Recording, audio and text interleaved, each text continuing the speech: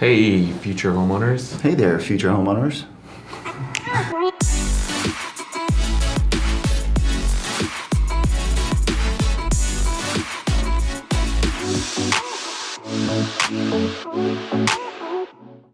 Hey there, future homeowners. My name is Michael Sema, and this is Nick Marinowski. and welcome to The Bite, brought to you by Gatorade. So before we get started, we wanted to thank you. Thank you for giving us an opportunity to be a part of your journey and to help guide you throughout the process of buying a home. Now, Nick, first step, what should home buyers really know? Well, the first thing they should know is what they should even do in terms of buying a home, whether it's the right step for them, and then what they really want and need out of the home that they buy. So how do they do that? Well, I think the first step is, if you're not going to call a lender directly, is to use the two tools that we have online on our site called the True Affordability Calculator that goes through all of their basic budgeting and finance to give them real programs, real rates, and then tells them when they enter all of their expenses how much money they're going to have left over. And that's something that lenders don't even take into account. So it's really the best first step.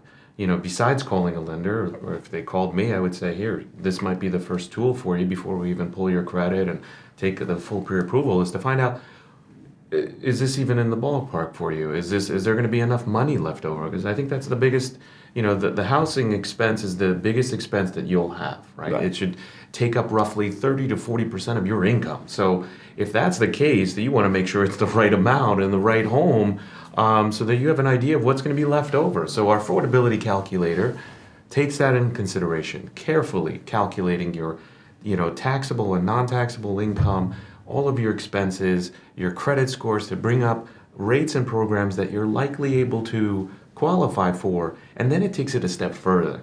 It gives you a sliding scale of both conservative and aggressive home prices that you could afford based on your down payment, expenses, and then after that, it gives you how much money should be left over for you after all of these expenses are taken into account, because there has to be some savings. So recap, affordability calculator.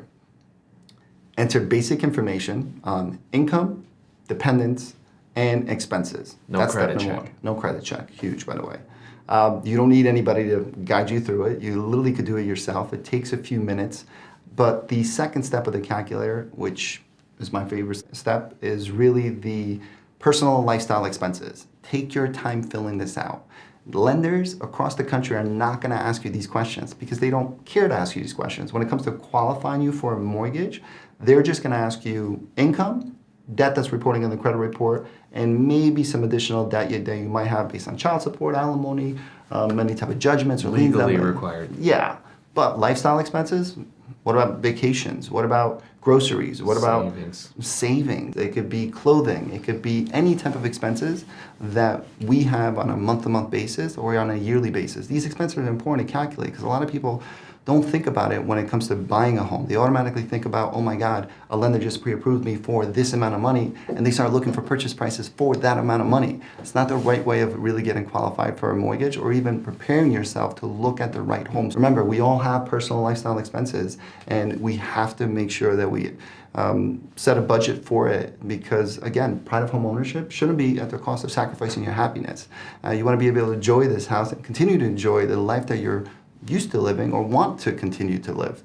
No regrets. So now that somebody has an idea based on a moderate, a conservative, or aggressive approach of what they could buy, what do you think is the next step that they should take? Should they get pre-approved and automatically submit all the documentations?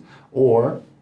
Well, I think that the next step is to solidify that amount that they're looking to buy by plugging those numbers into the rent versus buy calculator. That'll allow them to see what the long-term savings, benefits, and costs are to, whether they should stay where they are renting or whether the cost of home ownership and that expense will actually make them in a better position 5 years from now, 10 years from now.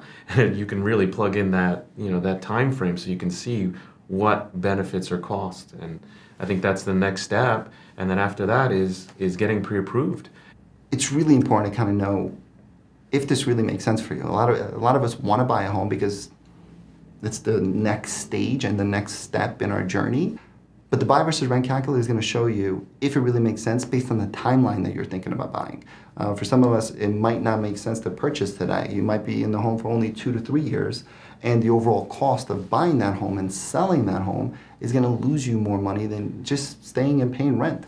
So we designed the calculator just to plug in some basic numbers based on what you are qualified up to or feel comfortable qualifying up to, and then enter in the information based on what you're currently paying in rent today. And it's going to give you a comparison based on a timeline. So you could put, hey, I was thinking about maybe owning a house for 5 years and moving into a bigger home. Does it really make sense at that point to spend all this money? The calculator is going to show you that. It's going to give you an entire breakdown of how much equity on average you should be gaining per year and what the overall cost of buying and selling really will be at the end. The link is going to be on the bottom, so all you have to do is click it, complete the information. You don't have to enter personal information. You'll get a full report emailed over to. And then step number 2, again, rent versus buy.